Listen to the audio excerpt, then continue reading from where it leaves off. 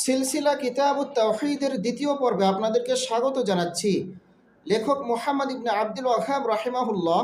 তাওহীদ ও আকীদা বিষয়ে দ্বিতীয় যে দলিলটি উপস্থাপন করেছেন তা হলো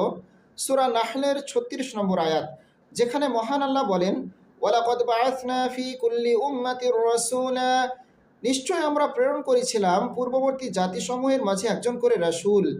আনি আবুদুল্লাহ ওয়াজতানিবুত তাগুত, তাদেরকে এই নির্দেশ দেওয়া হয়েছিল